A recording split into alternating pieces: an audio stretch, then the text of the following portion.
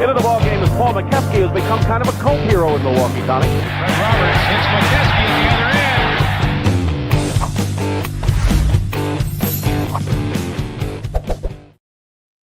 end. Nice. And welcome to the latest edition of We Got Next. I'm Ricky Hampton with the Milwaukee Bucks cult legend, Paul McKeskey. How about that new intro, Ricky? I love it. Come on, man. Shout out to our guy Tony. Thank you, Tony. Love and it. The staff at Sports Fluent for hooking that up and making the whole set. So make it worthwhile, people out there. Subscribe. Push the subscribe button. Help us out. Yeah, making it look so good, man. That is right on point. I love that intro. Thank you, Tony, and the staff at Sports Fluent. Mo, how you doing tonight, brother? Well, I'm kind of depressed, man. You know that. Not a happy day in Kansas Chiefs land. But read my whiteboard, Ricky. It got away from him, Mo. But Look on the on bright side of life. There's always next year. Yep, there's always next year, but for this year, Mo, forget this. Put on this. Okay, we're right now. Well, you went the other way around, man. Forget that. Let's go for now. although, hey, my Pistons, Mo, they won 13 games last year. They've already up to 26 wins. And that shows you what coaching can do, huh? Well, it's coaching and the players buying in, a new voice, all that stuff combined. And, I think they have some players healthy this year that weren't healthy last year. And yeah, the personnel's a little better, too. And Cade Cunningham's having a great year, and he's healthy. And, the good thing, there's always next year. There's always next year. And this is the year for them. So, they're breathing like you happily texted me the other day. Don't turn around, Buck. Someone's right behind you, and it's the Pistons. But I'm hoping that we can at least get into play-in. That would be fun to have. Well, you're better than that right now. What spot are you? 6 right now. That's not playing. That's playoff. Yes, sir. Yes, sir. But hey, it's all good, brother. It is all good. And we want to welcome everybody out there checking in. We love to hear your questions and comments, your thoughts from last night on the Super Bowl. I really thought that was going to be a nip and tuck game, Mo. It was. So did everybody. The point spread was 1.5. I mean, everybody thought it was going to be a different game, and it just. I told people I thought Philly was a better team. I was hoping for the Chiefs. But the team that got ahead early would probably win it, because if the Chiefs got ahead early, they make Philly play from behind. But if Philly got ahead early, they would run it and pound it. And, with that offensive line, they showed the thing. The average size of their offensive line is 6'6" and 320 pounds. Those are some big dudes, man. Yeah, absolutely. And we got Mike checking in. Where is Fluent at? Hey, right here, baby. I don't know, Mike. I can tell you we're here at We Got Next with Paul McKeskey checking in. And I'm Ricky Hampton. Going to talk a little. It's really not much to say about what happened last night. Well, there's a lot to say. I mean, your take. Well, what disappointed you? Kansas City had a great run, 3 straight Super Bowls, won 2 of them, but that was a disappointing way to lose. Yeah, what disappointed me the most was Mahomes. I mean, he's built up to be all this and all that, and I know it's a team sport. I know their offensive line was terrible. I know Philly rushed with 4 guys all night long and put pressure on them and pushed them out of the pocket. I know, they were very physical, but the bottom line is, because you get a lot of accolades and you're supposed to be approaching the GOAT, a lot comes on you. And he made unforced mistakes He missed receivers that were open early to try and go longer. He threw bad passes at people's feet. I mean, he got hit and he got beat up, and some players dropped passes. But he also made it. He underpassed people. He tried to squeeze the ball in. He threw a couple interceptions. They scored 14 points on him. Philly's defense scored 14 points, and he looked like he was out of it most of the game. And the other person I was disappointed on was the Kansas City Chiefs coaching staff. Their game plan was terrible. I mean, do you not watch video and see how physical Philly is on the defensive line, and that you're going to have to get the pressure off of Mahomes and protect your guy by throwing screen passes and by running Pacheco a little bit. I know it's difficult, but you got to do that, because if you don't establish that, Pacheco only had like 3 rushes, and I don't think they even ran a screen the whole game. I mean, I know that. I'm not a football guy. If people are putting pressure on your quarterback, you throw a screen. It's you do that on Y2K whatever football game. You set up the screen pass. They didn't run one. I think they only had 1 first down in the first half, and all of 23 yards or something like that. So the Chiefs' defense wasn't horrible. The Chiefs' offense was horrible, and that was disappointing because they're supposed to be one of the best offenses in the game, and they got thrown off their game. They didn't look like they panicked, but they kind of did, and they didn't make the adjustments they needed to make at halftime. Now, scoring, a couple touchdowns late in the game, that didn't mean anything. That game wasn't 34-20, whatever it was. It was a 30-point game. It was a blowout. Right. And that's and Mo, to your point, Mahomes was their leading rusher with 25 yards. And he wasn't very good at running either. He had some chances where he could have ran and got a first down instead of trying to force it in there. But that's his game. But game plan was bad. Mahomes was bad. Offensive line was horrible. They couldn't. You know what? And I know. I guess I know this. In the NFL, if you have to put pressure on the quarterback, correct? You have to put pressure on the quarterback. But if you can put pressure on the quarterback with only 4 guys, you win.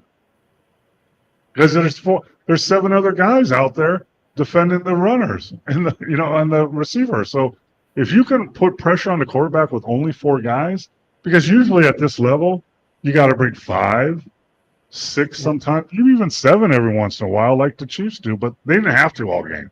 I could see the guy going, the defensive coordinator going, "This is pretty good. Let's just keep rushing them with 4, and then we'll cover other guys." Yeah, you're absolutely right, Mo. And they were able to do that. And what you said at the beginning, they just kind of physically manhandled Kansas City, which that was surprising to me as well. But well, they out physical them on the offensive line and defensive line, and you can't win a game like that. And they were overpowered on both sides of the ball. And sometimes I heard someone like Philadelphia looked like they did what okay, we're going to play man on man, mano on mano, and we're going to beat you, and they did. And the Chiefs had no answer for that. Absolutely. Hey, kudos to the Chiefs, man. And already they're talking about favorites for next year, and both the Chiefs and Eagles are amongst the favorites for next year. They'll still be in the hunt, but you know they're going to go to work on that offensive line. They got to. They have to, and Kelsey will probably come back, even though he's not a factor in the playoffs anymore much, but he is a weapon. But they have to work on the offensive line for sure, and maybe a little bit of the defensive line. But their defense was fine yesterday. I mean, Philly has a good offense, man. They have a quarterback that can throw and run, and they got a running back that can run. And they shut him down. Barkley had 25 carries for 57 yards. Yeah, and here they did a good job with him, but by doing that, they opened up, and that was the game plan. Probably let's not let Barkley beat us. Let's make Hurt beat us with his arm. And guess what? He did just that. When they closed him down, Hurt just picked them apart and made some that the put them to sleep touchdown, that 45-yarder or whatever that was. That was a beautiful throw. Yeah, it was right on time. And they caught Chance to sleeping. They thought they were going to run out, kind of run the clock. And, they did what, you surprise them with that. And, that's the straw that breaks the camel's back right there. Yeah. Not a very happy. I had friends over, I had sons over, and we weren't very happy yesterday, Ricky. It was 70 degrees and sunny, so we were happier than a lot of people. But it was we ended up. What I usually do is I fast forward through the commercials and watch the game. I reversed that yesterday. I fast forward to the game because of the commercials. Hey, did you have a favorite commercial from yesterday, Mom? Yeah, I can't. I'll tell you, I can't think. There's a couple good ones. I can't. The tearjerker was the Clydesdale Little Pony horse that got the cake to the bar on time and that. But I thought there were some pretty good commercials. I like the one with the kid battling cancer. Oh yeah. With the boxing gloves. That was pretty cool. Yeah, I mean, if you're going to spend $8 million on a 30-second commercial, they better be good. But Mo, did you see the stat? The first Super Bowl, the tickets were $12 for the first Super Bowl, and I think it said it was 5,000 for last night's game. A commercial. Yeah, that came down. Yeah. But those are just the standard prices. The first Super Bowl, a commercial was $40,000. Last night, a commercial was $8 million, I believe. $8 million for 30 seconds. Yep. God. I mean, it's some big money being spent, brother. Yeah, well, I mean, go to, pay, $5,000 for a ticket each, and then, pay that food price and the drinking, and, it's you got to really want to go to the game, to pay that kind of money. I don't have that kind of money. I'd rather, and for the most part, I'd rather watch it in the comfort of my house with friends, and just kind of having a good time and having time with friends and stuff, and enjoying company rather than the game, which was a good thing yesterday. What's up, Steve? And what's up to everybody out there checking in? Steve says, sorry, Mo, on losing the Super Bowl. But you see the whiteboard, look on the bright side. There's always next year. And Mo's got his and Mo has his Milwaukee Bucks cap on, so he's hopeful. And Steve just brings out the first Super Bowl has cigarette and beer commercials. That's absolutely correct. Marlboro Man, Camel. Those were the days. Those were the days. But I'm running out of teams, Ricky. My Chiefs are done. My Jayhawks aren't very good. They lost to Kansas State, our rival, over the weekend. So I got really one team left, and that's the Bucks, and they're struggling a little bit. Giannis is out, but they looked good the other day. Yeah, I've got them on in the background now. It's 58-51 halftime with Golden State, and the Bucks picked up Kyle Kuzma. What did you think about that move and saying so long to an old friend, Chris Middleton, who had some very good years in Milwaukee? Well, Kyle Kuzma is not at the level that Chris Middleton was when he was healthy a few years back, but he's actually better than Chris Middleton now. He's younger, has more bounce, more energy, can defend better. So it was a good addition for Milwaukee. They had to do something. There's rumors about, Jimmy Butler and all this other stuff, but I think that was a good upgrade. They didn't have to give away their core players. They didn't have to give away Portis to get him. So that's a good addition for them. And, I don't want to say anything really that bad, but I watched them beat up on Philadelphia yesterday without Giannis in the game, and everybody seemed bouncy. The ball was moving. Defense was good. I I hope when he comes back after the All-Star break that they continue to play that way, because then they can do some damage and maybe give a run to the Celtics or the Cavs or the Knicks in the playoffs. But if he comes back and just wants to be the guy again and, dribble all the time and not pass and do that, and, they're going to struggle in the playoffs. So we'll see what happens. But Paul, you know what's going on with Giannis? He's down again. He's not in the Anthony Davis class of injury, but he's beginning to pile up some nicks and bruises and missing some time over the last few years. Yeah, I mean, he's is it a his young style guy. of play, you think? I think maybe a little. He's only 25 or 26 years old. He has a lot of basketball miles on him, though. He was MVP of the World Games when he was like 19 years old or 18 years old. So he's been playing basketball at a high level for a long time. And every summer he plays with his country team.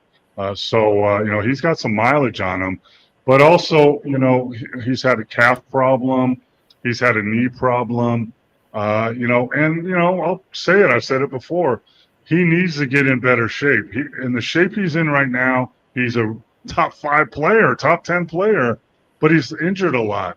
If he would get himself in shape, unbelievable basketball shape, when it's not too late, if he would really commit to it, he would be an elite player. He could be the next Kobe Bryant or LeBron James for the Lakers. He could be that guy. He's that good. But you got in LeBron, look at what he's doing at 40 years old. Come on, man. Look at his body. Look at how he plays. Kobe was relentless with his conditioning and got on Shaq for being out of shape, right?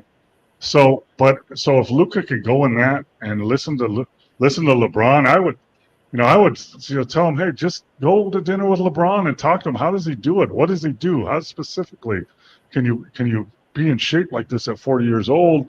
Then the ceiling is, there's no ceiling on how good he can be. But if he continues to, be stubborn and I do it my way and I've been good, I'm one of the best players, even like this, then he's going to be, a player like he is now. He's going to be a really, really good player, but not a great, great player. Yeah. And speaking of injuries, we'll get those out of the way. Anthony Davis is out multiple weeks with an abductor strain. He was having a terrific game. And more, I'm looking at the play now. He went down. It was non-contact. Yeah, he was defensive sliding just a little bit. And I think he had a problem there before. AD has had problems with injuries, multiple injuries. He's kind of a frail-looking dude. He hits the floor hard. We talked about this before. There's an art form to landing. Football players work on it all the time. How do you land when you get hit? Baseball players work on it all the time. How do you slide and not get hurt, right? You got to slide a specific way. But there's certain guys that fall hard. Dwayne Wade was a guy that fell hard. He took contact, was a phenomenal player, but when he fell hard and he got hurt sometimes.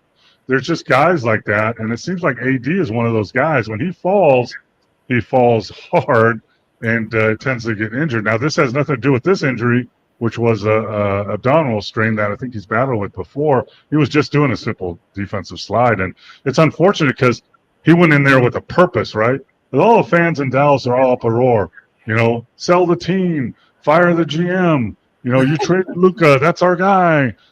So they're all up in arms about that. And then AD goes in and says, hey, I'm that guy too. And he had 26 points and 16 rebounds in 30 minutes before he got hurt.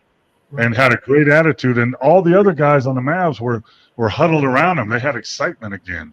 Unfortunately, he's going to be out for who knows how long, 2-3 weeks, and that's unfortunate because the Mavs have been playing without Luka for a month, and now they made the trade, and they're going to play without the guy they traded for Luka for about a month. So we'll see. And they're sitting in the 8th spot. 15 games behind Oklahoma City, but only 2 games out of the 6th spot and 5 behind the Lakers for the 5th spot. And Houston is reeling a little bit more. They're 4-6 in their last 10 games, 33-20. They're only a half game up on the Lakers for that fourth spot. Houston got off to a terrific start, but they seem to be slowing down a little bit. They're a young team, right? And you know they got some young players, so they're hitting the All-Star wall. You know, here right before the All-Star break next week, you know, you're going to be about 55, 60 games into your season, but you still have 20 something left, and a lot of players hit that wall before the All-Star break.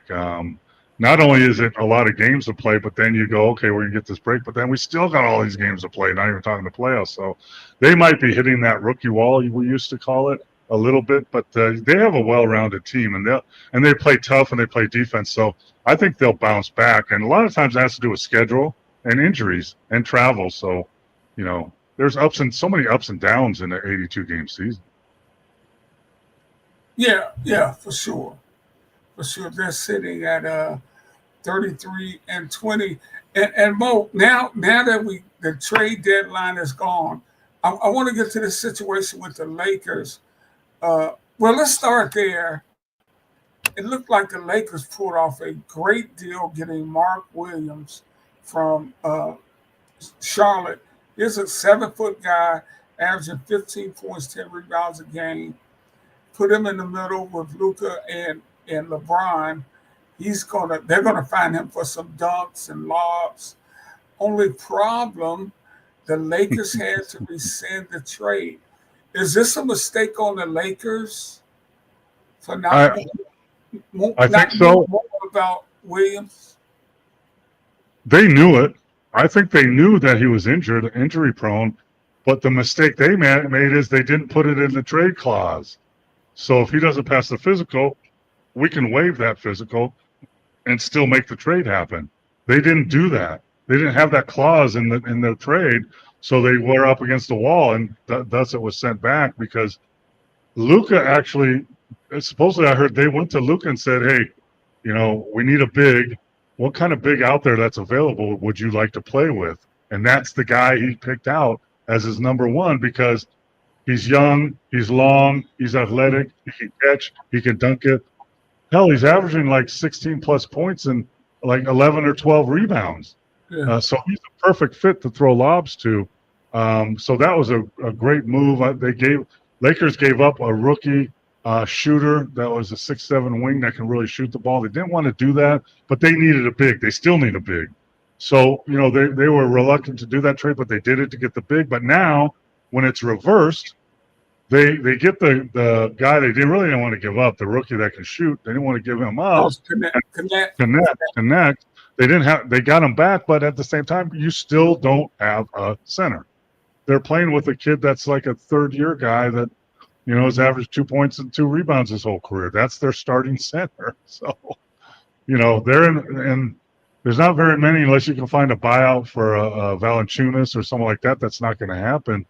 Do you go back and go get some, McGee or someone like that to come in and play center for you? Or, JaVale McGee's playing down in Puerto Rico. Yeah, so he's still in shape. Do you do that? You're in a corner now because trade deadline's over. You can't go get anybody. No one of that caliber is going to be get bought out here in the near future.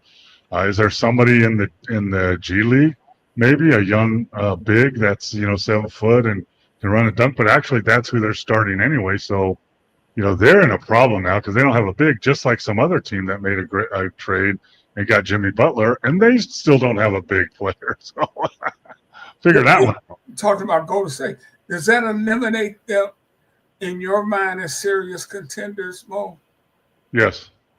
I mean, can they win a playoff series, with Steph and Draymond and Butler? Yeah, but can they go win a second round series or make them? No, you just can't without a viable big. It doesn't even have to be an all-star. It has to be a big body. You can look at PJ Washington or Lively with the Mavericks or just someone like that, or the guy that just got sent back to Charlotte, but they don't have anybody like that. They have Looney, an older 6'8" center, and that's about all they have. So They can't make a run to playoffs as is. Just like the Lakers are in a little better shape because LeBron is actually 6'8" and 260. So he is a big body, but they don't have a center. But Lakers are in trouble without a center, and the Warriors are pretty much shot without a center.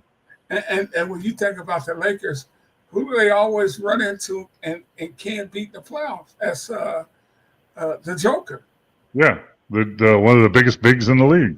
The Joker. I mean, even if whatever, if there's a scenario where you're going to play, let's say the Bucks, but they have Giannis and Lopez and and Portis.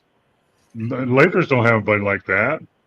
Golden State doesn't have anybody like that. I mean, I don't understand how the general managers and those organizations can go along like this and not have a big viable center that can play, and get you 10 points and 8 boards and dunk the ball. That's too bad. That's bad on the general manager and the ownership. Why can't you find anybody like that? No, Bronny can't play center. He's 6'1". I see you. But, that's sad. And, okay, the Lakers made a trade for a guy like that, and it fell through. Don't you have a plan B, Lakers? Don't you think ahead? Don't you have something on your whiteboard that says, okay, if this doesn't work, let's quickly do this? Come on, man. Yeah. Crazy. Yeah. So that's malpractice on that part, you think? I think so. I mean, why? I don't understand. I don't understand how the Warriors have not had a big player in years. It makes no sense to me. How can that happen? Okay, we're keeping the team together and we're going to make a run. No, you're not. You're not. You don't even have a Luke Longley or anybody like that. Why do you keep doing that? Small ball? I mean, it only goes so far, and we all know that it doesn't work in the playoffs when it gets in the higher levels. I mean, it's just even Oklahoma City, who's number one, who had Holmgren, they went out and got Harkenstein, a 7-foot big guy that can be physical. They even knew that. How can you not know that? And the Lakers not having a plan B right away before the trade line goes up, or not put that clause in that contract so it can go through no matter. Oh, I know he didn't pass physical, but we're going to waive the physical, which can be done. Luka was on the injured list when they traded for him, and AD was injured when they traded for him. So it can be done. They just didn't do it. Yeah. Woodage has a question. Do the Lakers have money to buy somebody off of the buyout market? Well, they have to be put on they have to take a buyout first, right now. Yes, a player at some other team has to take a buyout. So that team has to buy them out. So the Lakers have no control over that. Do they have the money to pick somebody up? Sure they do. But nobody's going to buy out a center that is a playoff level center. No one's going to buy that guy out. They're going to use him unless they can find some of the bottom feeders like the Washingtons, like the Utahs, that would buy somebody out. But I don't see that happening. I think that's too late. And there's going to be like Schroeder might be bought out, guys like that, but not a legitimate big is not going to be bought out. The team has to buy him out, and the player has to agree to be bought out to happen that. I don't see that happening. Hey, Paul. Now, in terms of the G League, can teams poach guys off other G League teams? Yes, they can pick up as long as it's not a two-way player, they can pick up anybody from any team in the G League. But the problem with that is most of those guys are young guys that they already have on the NBA teams already have on their bench. Like the Lakers, Hayes is going to be better than anybody they get from them. Yeah, and he's playing already, right? So they, to find someone in the G League that's better than him, you're not going to find it, or you would have had him on the roster already. So, if you were looking for a guard or a wing, you could go find them in the G League maybe, but not a big guy like that. They're just not there that are good enough, that are better than what you already have, even if you don't have a legitimate center. What about Mo Bamba? Mo Bamba, how many times did he bounce around? Didn't Shaquille O'Neal say Mo Bamba was better than something like something? But he's bounced around so much. He's interesting, but he's so skinny. He has some skills, but give me Brooke Lopez, give me Harkenstein, give me Nurkic, give me Valanciunas. Give me Valanciunas. I talked about him. Go get him. Why didn't they? I think Sacramento got him for nothing. Sacramento got Valanciunas for nothing. And the Lakers and the Golden State could have gotten him, but he would have went there before Sacramento. Yeah. Mo Bamba, he's a free agent. He's out there. Golly, he's only 26 years old. It seems like he's been around forever. Because he's bounced around. He's not what people thought he would be. Like Yeah, he was the 6th overall pick in 2017. Yeah, he needs to go overseas and make some money and forget about the NBA. I don't think he'll ever play in the NBA any legitimate minutes. So, he's just, there's so many guys like that, Ricky. Chris Washburn. Hey, that's, first pick, he never, just tons of guys like that. What was the guy that your Pistons got the one year? William Bedford. No. The white guy from overseas. Darko Nukovic. Overall pick. Yeah, exactly. I mean, there's some. We passed on Carmelo and Dwayne Wade. So put Bamba in that category. I think at this point. I mean, But he could be somebody because right now they need a body. Not that body. Okay. You need a body. Yeah, you need a body like my body. You don't need a body like his body. You think can he guard the Joker? No. Oh God. Simmons, Oh God, no. Ben's already signed with Clippers. He was looking at. Clippers. Yeah, oh come on, man. That's a disaster waiting to happen. Really? I mean, nobody's trying to pick on Ben Simmons, but that's one of the most disappointing draft picks. I mean, you look at some of these other guys. Some guys just got hurt and just never could play. I mean, this guy just, I don't even know how to explain what happened. You call Ben Simmons a disaster. He's a disaster. He had a year and a half of good basketball. Everybody thought he was this, big guy that could handle and pass and do all this stuff, and he was for about a year and a half. And then he demanded the trade, and then he got hurt, and then his back hurt, and then he left the team. Then he came back to the team, but then he wanted to be traded again, and then he was traded again, and then he wasn't happy there either. And the guy can't play anymore. He's always hurt too. So, Ben Simmons, just put him in the, and you know what's scary? You know who's getting close to that level right now? Zion. Yeah. Zion Williamson is getting in that category, has that kind of talent, but is always hurt, never really in great shape, never really gets it.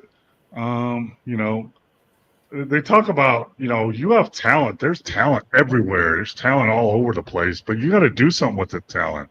You have to have a nice basketball IQ. You have to have a drive. You have to have competitiveness. You want to have to push yourself. You want to be able to be the best player you can be. You want to be able to come to practice early and get better every day so you can make it become the better player. Not many of those. There's a lot of the players in the league aren't that guy. They're just not. And it's really sad. I was on a show with Muggsy Bogues and Sidney Moncrief today. That's going to be on YouTube coming up. And we talked about, the competitiveness and the fire in players that is gone now.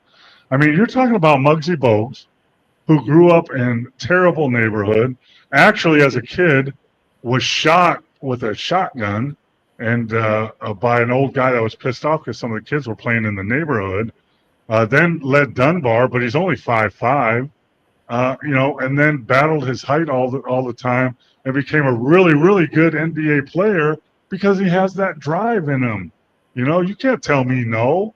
You tell me I'm too short, forget you. I'm going to work harder. You tell me I'm not good enough, forget you. I'm going to work harder. I mean, but you don't see that much anymore. Tell me a player, an up and coming player that's like that. You know who might be like that? Shea Alexander. You know who might be like that?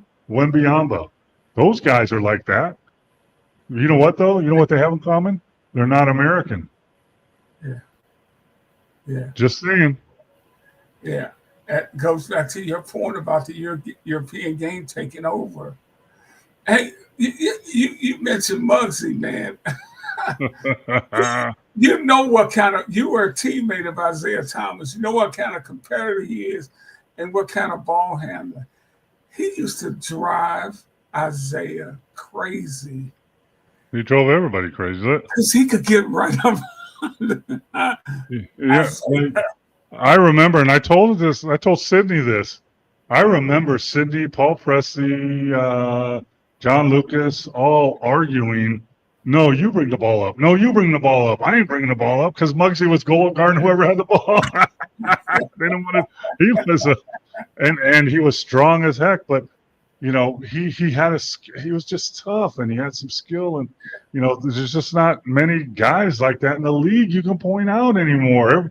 Everybody's worried about getting their advertisement, having the best shoes. Their brand, Mo. Yeah, they're working on their brand, which is okay. But please become the best player you can before you work on your brand. I mean, Michael Jordan is the biggest brand in the world. He still makes $200 million a year on his brand alone. He hasn't played in 40 years. But he worked as hard as anybody to become the player he was. Then he worried about his brand. Right. Players have it backwards now. Zion paid $600,000 for his Gym Mint 10 rookie card. Guy sold it for $50,000. Yeah, I guess so. I think I'd be mad too.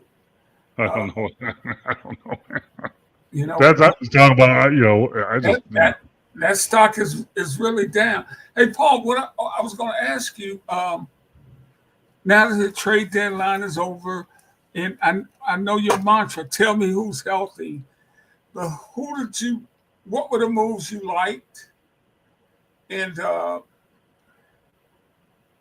does it, because of the trade, did anything change in your mind?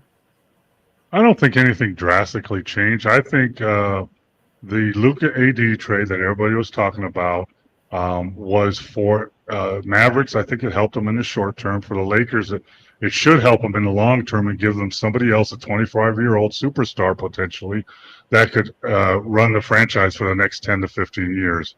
You know, but does it move them up in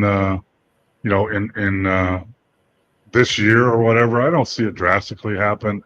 I think the Spurs picked up. Who did the Spurs pick up? They got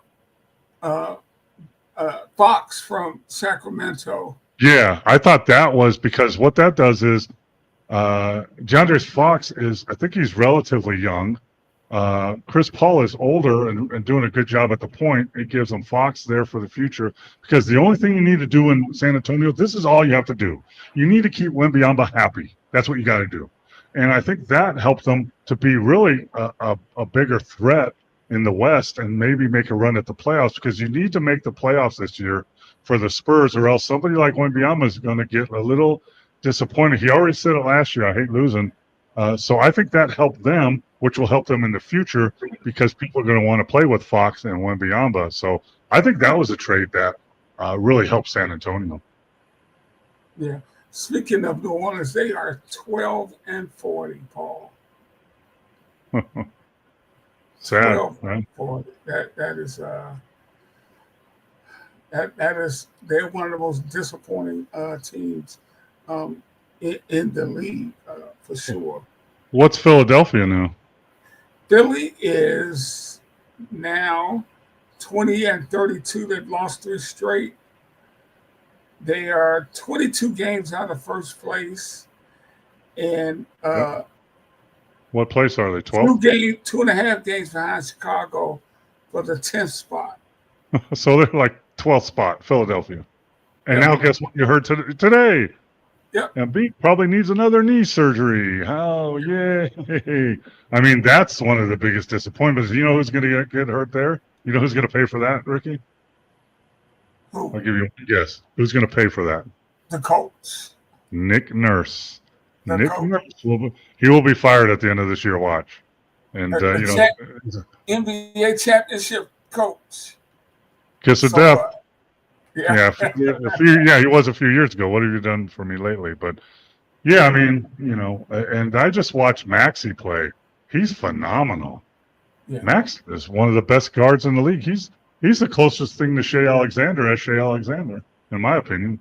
And he's getting wasted because Embiid's always hurt, and the process is over. I don't know what they're going to do next. Yeah, the process is over for sure in Philadelphia. And coming into the season, Mo, when they had Paul George, Embiid, and Maxey, that was their big three, and they've only played 12, 13 games together. But it has just not gone well. At the But beginning of the year, at the beginning at the beginning of the year, it was Boston, Philly, and Milwaukee. That Yeah. was the East. That was the East. Yeah, absolutely. And things have changed. Indiana is currently ahead of Milwaukee right now in the fourth spot. And New York has been pretty consistent. But Paul, I just don't know if New York is good enough once these playoffs come around. I think they'll miss Harkenstein once the playoffs starts. I mean, that dude is a bruise. You look at what he's done for Oklahoma City. Uh, he's given them an identity now, and it's not like he has great stats. It's just his presence.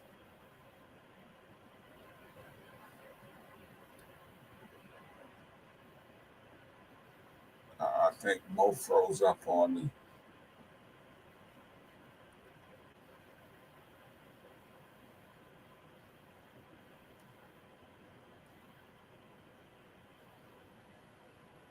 Okay, hopefully I'll get Mo back. Uh, let's go to the Mo dropped out.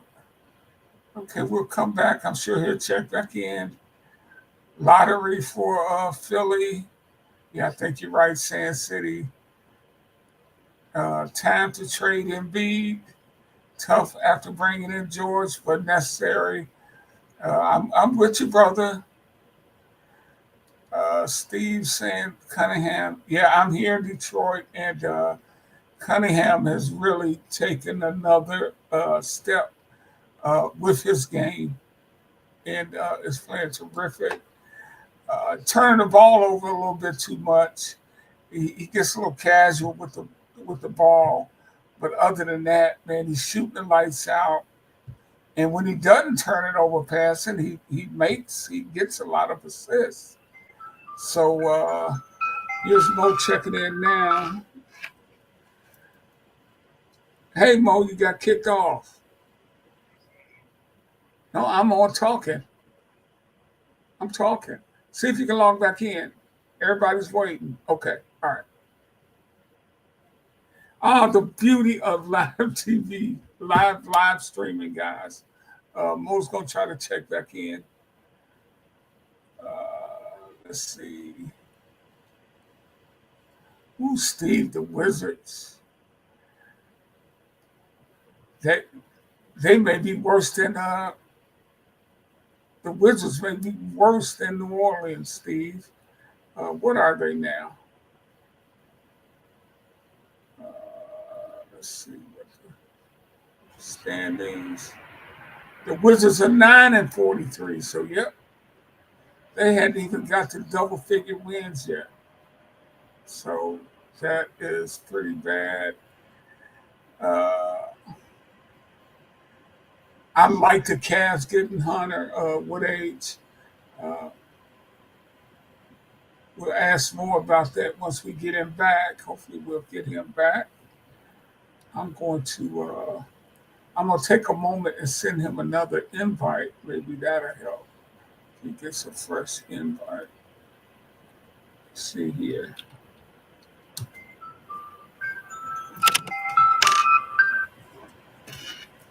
Hey Mo, I'm gonna try to send you. I'm gonna send you another invite. Check your email. Okay.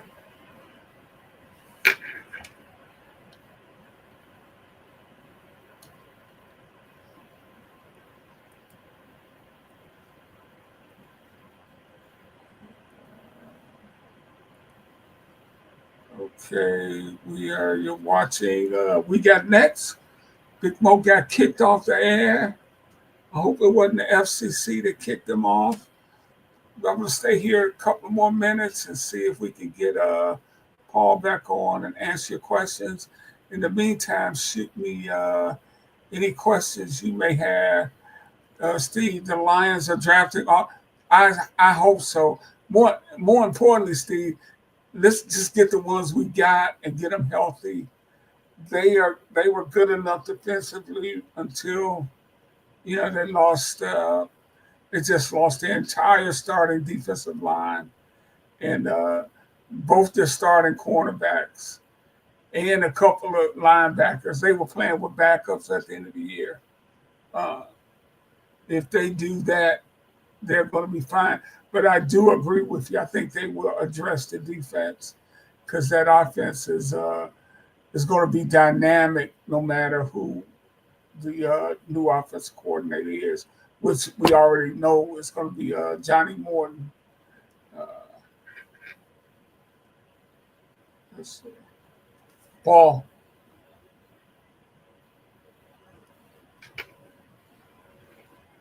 Let's see here.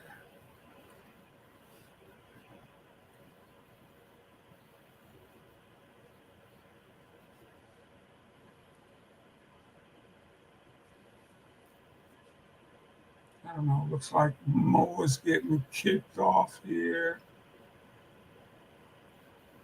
No, that's not the former Lions wide receiver. That's Johnny Morton, who was he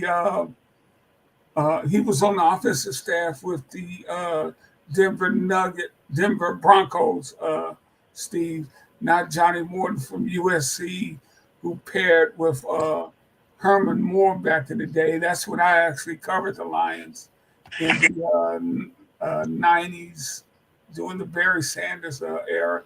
Hey Mo, what age? Welcome back once again, brother. What age was asking about your thoughts on the Cavaliers getting Hunter from Atlanta. Yeah, I think. Can you hear me? Yeah, we got you. Yeah, I think he adds something to that team that they don't have. He's a big that can shoot the ball, and I like that addition. I always liked his game. He's got a little attitude to him too. I think he was in the Olympics against USA, kind of give him the three guns thing and stuff like that. So I like that pickup. And I think this is a new guest to the show. Welcome, Sand City. We appreciate you. Tell your friends. He says it's time to trade Embiid. Tough to do after bringing in George, but he thinks it may be necessary.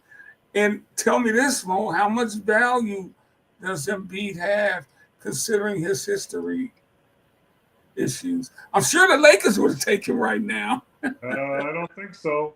First of all, they can't fit him under the salary cap. He makes $50 million, and he's hurt all the time, and he needs knee surgery. So I don't think he has any value at all. I don't think anybody really wants to trade for him at this point. They're going to ride it out, see how his knee surgery comes in the offseason. So, I think the time to trade Embiid was probably at the trade deadline before he was hurt, maybe. Wow. Amazing, a guy with that kind of ability and a guy can put up those numbers has such a little value. Of course, nothing can happen with him this year with the trade deadline already gone. Hey Mo, we gotta sign off a little early tonight. Any final thoughts on the week that has been, especially in the NBA?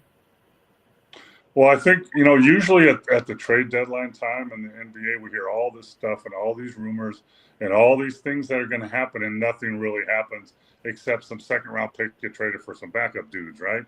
But this year, a lot of main players, starters on teams, were traded this year.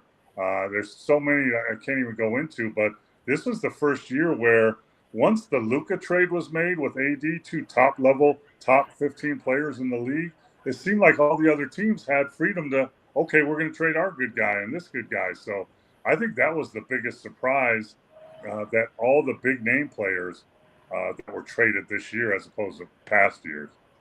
Yeah. Hey, one more final question. Philly gave him a huge contract. I think you're obligated to give a guy. I think they had to pay him. But why did the Bucks give Middleton so much money? Well, I think they thought he was going to come back from his injury as part of their championship run, and I think they thought he had enough gas in the tank to help him. But the bottom line is, guys out there, big time contracts aren't necessarily a bad thing, because guess what? If you have a big time contract, you can trade him to somebody else that you want that has a big time contract, and when that big time contract comes off your books, you have that to go sign a free agent or re-sign someone you have. So just because a player is signed to big money doesn't mean that hand ties you. You can trade them, you can get value for them, or if it's an expiring contract, you can use that and get down to the second apron and be able to make moves the following year. So there was a lot of moves made this year of big-time contracts that are going to go off the books in a year or two and allow that team to use that money and get younger, better players that they think of. So there's a different, and that's part of the reason they could get Kuzma with Middleton, because he made that much money. And that's different from the NFL, because that money goes on your books. Whether you get rid of him or not, you may be able to cut a little bit off of it. But the NBA works as you just said it. Well, once you trade a guy, that's off your books. Once I trade a guy, that's off my books, and whoever. But in the NBA, I don't know what it is in the NFL. You can't trade someone that's making $50 million for someone that's making $20 million. They don't allow that. You have to make close to equal financial trades. So that's why a lot of other players get thrown in some of these trades, and also draft picks, which are worth, I think, $200,000 to $1 million a year. First rounders work. So that's how they get worked into trades to make those happen, to make the numbers work. There's a whole 100-page book you got to read for to make trades happen in the salary cap, and it's more complicated than ever. Every NBA team has an attorney that is focused on just the salary cap and what's legal and what's not. We used to have one in the draft room in Dallas, and we talk about making a trade or doing this, and we look at that guy, and he'd be on his computer. Can we do this? Yes, we can do that. Do this? No, we can't do that. Hey, Paul, even college athletics are hiring GMs now. I think the North Carolina Tar Heel football program hired a GM. It's a business. A lot of them are hired GM. It's a business. Players can make money now, NIL money, and they can transfer whenever they want. So actually, it's a business with players making. The Hunter Dickinson in Kansas is making over $1 million a year. Yeah. So now it's a business, but it's a business without a salary cap, because there is no NIL salary cap as of yet. So yeah, it's a business. Yeah. Hey Mo, we got to get out of here. I want to thank everybody for tuning in tonight. We're here every Monday, 9 p.m. Paul Mokeski, Ricky Hampton, thank you so much for your questions and comments. Thank you to the new viewers out there checking in. Subscribe, and we'll see you next week. Peace, everybody.